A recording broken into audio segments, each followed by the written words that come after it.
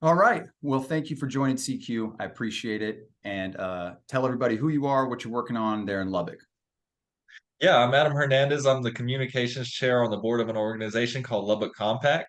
And Lubbock Compact here locally works around policy, and a lot of times it's how our city spends money.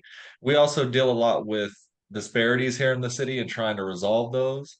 And so the issue of marijuana decriminalization kind of touches on both of those for us here in the city. On the one side, with the law enforcement and our DAs here in the county, they have a pretty big backlog of cases. Our law enforcement officers here have recently gone to the city council and proposed that they stop sending officers to minor traffic accidents where there's very little damage and no injuries or anything of that nature, because that's really a civil matter that doesn't require an officer. So they're trying to pull officers away from things like that. That's just one example. We've also had our DAs very publicly come out and say that they have a prosecutor shortage. And so here locally, we deal with a lot of serious issues, one of those being sex trafficking, human sex trafficking. We also have domestic violence issues here and child abuse issues and very serious things that we're dealing with here as a community. And we feel like resources could probably be best used to try to work on some of those things rather than taking people to jail for personal use marijuana. So that's on the one hand, as far as city resources. And so on the other side, with the disparities, what we're seeing when we look at the data of these arrests is that it disproportionately affects our communities of color. And so in our city, along I-27 and along the northeast quadrant of the city, that's where most of our communities of color live. And that's where most of these arrests are happening. And we are seeing about 600 to 700 of these arrests per year. And so disproportionately affecting communities of color, using resources uh, that we could use elsewhere. And just another thing to touch on with the resources, I really like to illustrate for people like what one of these stops looks like here in Yeah. our local community, at least from what we've seen. So obviously, if somebody gets pulled over, that's going to be one officer is going to pull them over. They're going to walk up to the car. They may see a little joint roach or a gram of something, or they may smell marijuana, and then they're going to escalate that situation. When they escalate a situation, you're automatically going to get another officer is going to show up to back that officer up. So you're going to start out with two officers right off top. By the time that stop is over, when they do find something like marijuana, you're going to have 3 to 4 officers on that scene. This is for hours. I mean, this whole thing drags out for hours. Then they have to take the person down to the Lubbock County Detention Center. They've got to do a bunch of paperwork there. And so it really does use a whole lot of resources just on one stop. We're seeing 600 to 700 of these per year. The other disturbing trend in the data is that this is disproportionately affecting our young adult population. And here in the city of Lubbock, 18 to 34-year-olds represent 40% of our population. They also represent 73% of these arrests. And then from a racial statistic standpoint, Black people represent 8% of Lubbock's population. They represent 30% of these arrests. Hispanics are 43% of these arrests. And so just disproportionately affecting young people and communities of color. And so we'd like to resolve that part of it as well. We also just overall, really, we just don't think people should go to jail for marijuana. If that's all they're doing, if you're committing some other crimes, that's something different. But if all you're doing is either using it recreationally or you may be using it to mitigate some health issue, we don't think you should go to jail for that. And so that's pretty much, I guess, the motivation behind what we're doing and why we started to take up this issue. I mean, that's awesome. We need more people like yourself getting involved in local issues like this and taking a very hands-on approach. Because I know Texas isn't a ballot initiative state, but explain the difference between the state initiatives and the local decriminalization, like what you're doing.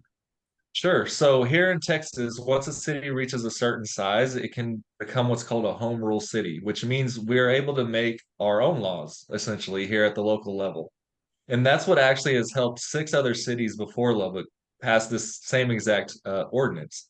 and they did it through the same exact mechanism. And so essentially how it works out is if a city is a home rule city, you will have a provision in there for referendum, which means the citizenry can collect a certain amount of signatures and put an issue before council. Because really, the only other way to get an issue before council is to talk to one of the council members and maybe try to get them on your side, and they can put it on there. The mayor can put anything on the agenda at any time. That's really unlikely in a lot of these cities here in Texas, especially here in Lubbock. And so, what you can do to get around that is the city charter allows for a referendum. And so you have to collect a certain amount of signatures. Here it's calculated as 25% of the voter turnout in the last municipal election. For us, that was the last May election in 2022. And so the number that we have to reach is a little over 4,800. We are shooting over that because you're going to have some folks that aren't registered to vote, which you have to be in order for your signature to count, or they may not live here, etc. And so we're shooting a little high, so that way we make sure we end up with the 4,800 valid signatures. Once you collect that required amount of signatures, the city council pretty much has to take the issue up. They've got to take it up on the dais, they've got to discuss it and do a vote. Here in Lubbock, they do 2 readings. So there'll be one meeting in 1 month where they voted up or down, and then the second meeting they have to vote again, and they normally don't change their vote from the first to the second one. So it whatever they generally do in the first one is what they're going to do. And so we do fully anticipate our city council here will vote that down. That's actually what happened in the 6 other cities as well. But Wow. what the charter then allows for is if the city council votes it down, we as the initiating committee have the option to have the city secretary put it on a ballot for the citizens to vote on. And that would happen in May of 2024. And it's nothing that the council can stop from doing. And so that's literally the same process that happened in those 6 other cities. And in those 6 other cities, overwhelmingly, the citizens came out 60 to 70% in favor of this ordinance. And this included in at least a couple of other cities that are lean heavily conservative, like Lubbock. And so that's pretty much the process of how this can happen. That's so there is a so all six of the other cities did all the requirements, presented it to the council, and the council voted no. And then it went to the people and the people passed it. Now, Yes. are those actively in effect now or when? Yes. Yeah, so there's they are all actively technically in effect. In 2 of those cities, there's been pushback. One of them, the city manager and the chief of police are just flat out refusing to do what the citizens passed. That's really that's more of an issue of them not following the law and not, following the rules of the charter. So that's a whole thing in and of itself. They Different are type trying to of work that out. Yeah, and then in one of the cities, which was really strange, obviously it will probably get thrown out because the citizens voted it in. This was in Killeen, Texas. The citizens voted it in, and then the county, Bell County, sued the city of Killeen for passing the ordinance that the citizens voted in. So it's really strange. Those are the 2 that we've seen that are having hangups. In the rest of the cities, they're just going full steam ahead. And actually, part of the ordinance, which ours is similar to all of those 6 other cities, part of that is going to be the law enforcement officials are going to have to report on how this is going on a quarterly basis. And so we have yet to see some of those because these just barely passed in November of last year. Right. Got to give us some time to kind of Mhm. kick up and ramp up. And man, that's fascinating that I think we're not just seeing it in local small towns, but just everywhere. As soon as people get past a certain point, the people in power are just going, no. And the people are going, and I think what you just said is the right approach. Ignore them because now it's legal. So you just have to move ahead with it. And if they don't want to do it, that's their corruption. They're not abiding by the law. So kudos to those 6 other cities. So where are you at in the process with events? Are you guys having events to gather signatures? Yeah, so we are about 3 weeks in now, and we had our official kickoff rally was 2 weeks ago. Had a great turnout there. We've gotten a lot of press. as we've sent out press releases, a lot of the stations have picked those up. Obviously, this is a hot topic, and they love those, and so we've gotten a lot of media attention. And so we had our official kickoff rally, and just at the rally alone, I think it was about 360 people came out to sign the petition. Um, that same day, we were at several music festivals, and so that one day alone, we got 1,000 signatures. And then obviously it's a little slower during the week, but we do have a whole host of events just peppered throughout the 60 days because we kind of preloaded those. We wanted to kind of give ourselves the best shot here. And when we don't have those events going on just during the week, we'll go set up at one of the many shops that are very supportive, and collect signatures there, or we might just go and just post up at a popular night spot and get some signatures there. And so we're pretty actively doing this. We were just at the Texas Tech and Oregon game yesterday out Oh, there nice. collecting signatures. And at the same time as doing that, we had another team out at what's called TerrorCon, which was just a big event about like kind of, people who are into horror and Yeah, cosplay and stuff like that. And so got a whole bunch of signatures out there. That actually beat the game in the amount of signatures that we got. But there's all sorts of events that we're doing to answer your question. that's awesome. Yeah, I checked out the website and looked like you guys had a whole bunch planned. So I'll pin all those in the description so people can check it out and help as much as they can.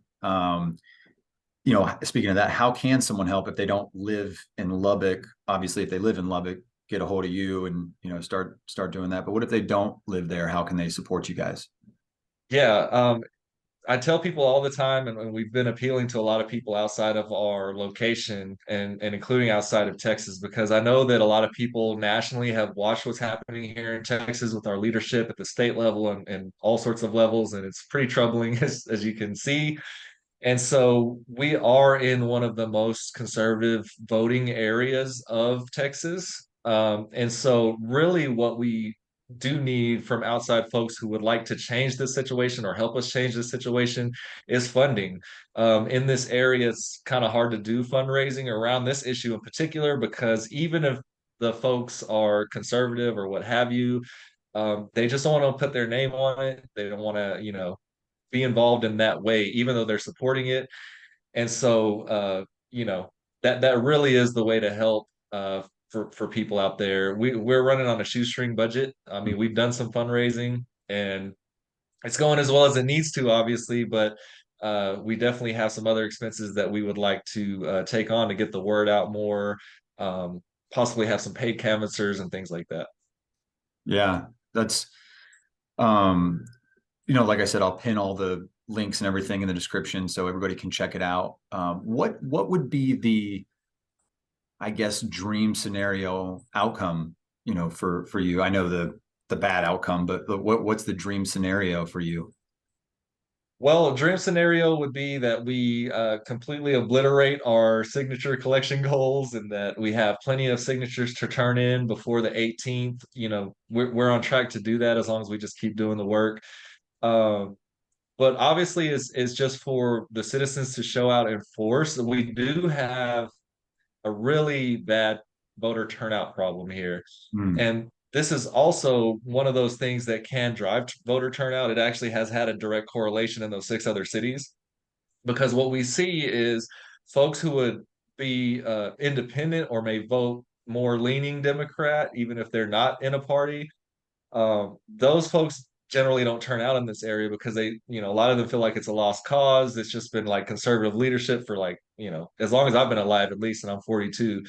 And so, you've got all that to deal with. But what we've seen in those other cities who have similar issues is that it has absolutely driven voter turnout.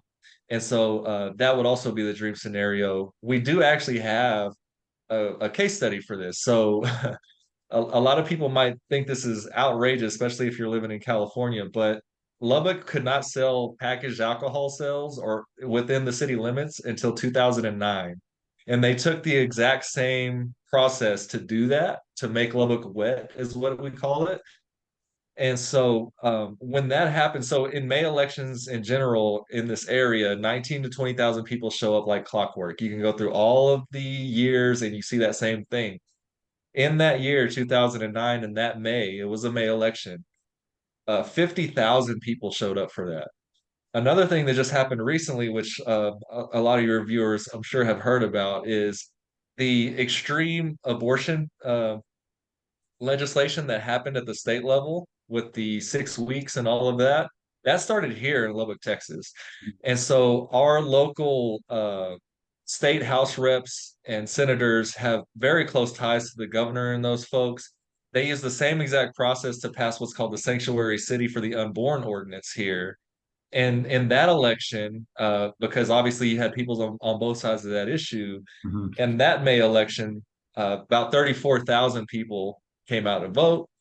And so we do know that issues drive voters. And so we're really hoping that we kind of get up to some of those numbers that we did when Lubbock went lit. So that would be the dream scenario, is to have everybody show up, everybody participating in the process so that they can get a win. Because the other ideal thing we would like to happen is for folks to see, like, look, you got involved in the political process and it worked, right? And so that would be the dream scenario. That's awesome. And I know I've been seeing in other states, Florida, for example, where there'd be a ballot initiative to legalize, or Ohio, where it'd be a ballot initiative to legalize cannabis, either medically or recreationally. The state legislator will do what you said. They'll say, oh, well, you hit the threshold for signatures, but 2,000 of those are duplicates or they don't live there. So you're going to have to go gather them again. And they just keep making you jump through hoops and making it harder and harder. They change the rules, or they just whatever it is. And so, yeah, if you blow by that signature thing, and it's great, you fight fire with fire, you learn their tactics.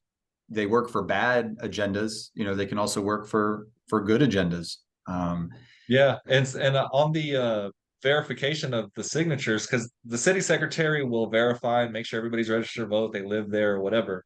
So what we're doing actually is we're verifying those as we go. And so we've got several volunteers. I think we're up to 8 volunteers at this point, actually going through and verifying the signatures. So we'll know where we're at. We're not going to be just blindly going and submitting those signatures.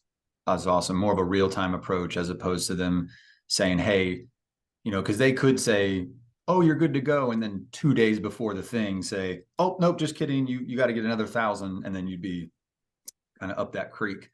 Right. That's awesome, and I agree with you. People need a win, especially locally, and the correlation could be causation, right? Like, you showed up, the agenda passed, and look what happened. It's that easy.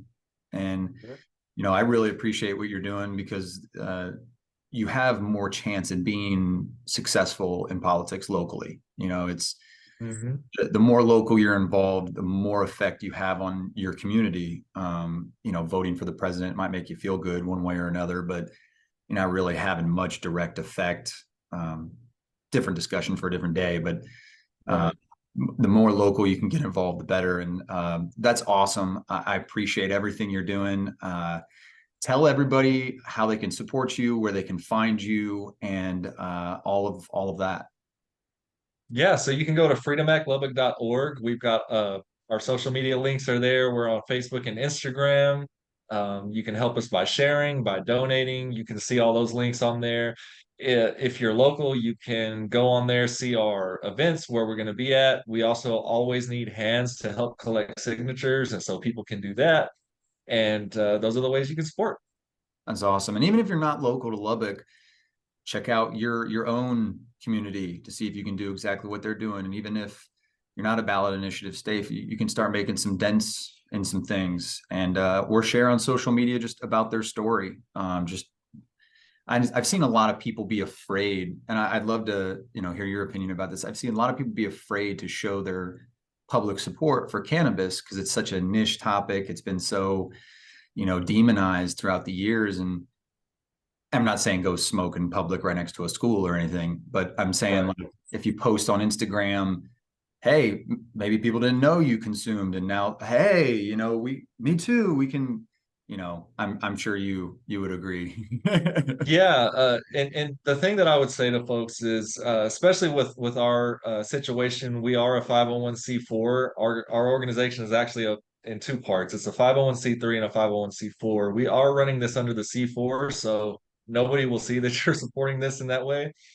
But also in on terms of people sharing it online, I would tell folks that they would really be surprised how not taboo this is at this point. I know at one point, especially if you came up in the 90s, it was very taboo. You know, nobody wanted to talk about it. But the way that the culture has shifted, the amount of people that you have that are partaking in this substance, it's just not as taboo as you would think. And even those people who don't consume, it's just not as taboo with them. We've seen a lot of support from people, and they've said, "Look, I don't smoke it, but I have friends and family who do," or I don't know anybody that smokes. I don't smoke, but I just don't think people should go to jail for this, right? So like it doesn't have to be even about you advocating for the use of it or anything of that nature. The thing we've been telling is we're just trying to keep people out of jail for this. We don't think they should go to jail for this. So if you agree, help us out Yeah. with that. And so the support, just the last thing I'll say on this so that people know, you know, the company there. And we have many pastors here in the city that have signed this and have actually even openly advocated and brought us in to talk to groups of other pastors. And then just yesterday, as I was out collecting signatures, there was a gentleman that divulged to me that he was a Lubbock County sheriff officer. And he said, when I saw you on the news, he said, I was immediately in. I'm glad you stopped by. I'll happily sign it. And so it's across the board. I just wouldn't be as afraid as most people may want to be about it. That's awesome. And those are the most important people that you need to kind of be vocal about it, are the people that have had the you know, I guess progression from anti-cannabis to, you know, at least neutral about it. And it's interesting you say that about the pastors. My buddy Shane, who worked in the state legislature for a long time, I asked him, I go, how do you get them to not preach against alcohol? You know, like what's the difference between that and cannabis? And he said, well, you know, off the record, they kind of get some money to not preach against it. And, you know, I don't know where that is or anything like that, but that's what he told me. And I was like, well, yeah, you can't really fight that. But that's, I think I'm 38, so I'm with you. It's a generational thing. And I just don't think our generation and below cares. And it's not even, it's almost like our generation and below either is positive or doesn't care at all. And it's like the generation above us, it's almost like they just don't want to admit they were wrong. And I want to tell them, like, you weren't wrong. The information they gave you was wrong. So Right. there's a big difference between having that like shame or like, you know, Right. oh man, I And would so, the oldest person we've had sign it is 94 years old. oh no And way. That's we've had plenty of people over the age of 50 and 60 that have signed this. I cool. mean, many people. So Well, shout out it's just to not them. it's not the issue it used to be, you know. No, and shout out to them. Shout out to you for what you're doing. I appreciate you, and I know a lot of other people do too. Thank you for the information, and I'll let you go and enjoy your Sunday. And thanks for the time. And hopefully we can have you on again and for an update and on how things are going. And next time, hopefully Yeah. I'm a little bit more there. I can try to help you a little bit more. Yeah, thanks for having me, and I'm happy to come on anytime. Thanks a lot, Adam. I appreciate you, and everybody go support them as much as you can. And we'll talk to you next time. All right, Appreciate you. goodbye.